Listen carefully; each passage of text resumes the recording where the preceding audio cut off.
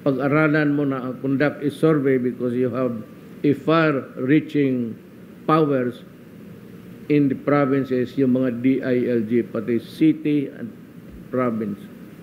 Kaya mong kunin yung feedback. So, nandyan na ngayon at by Monday, we would know. Pag-aralan ko yan ngayong gabi, I will read it all over again. And I would like to see the dimension of it all. Itong aking Tagalog, this is the informal part of my speech.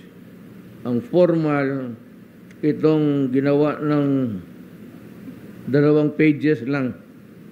Kung ito ang inuna ko, uwi na tayong lahat. Kaya na dyan si Presidente Arroyo.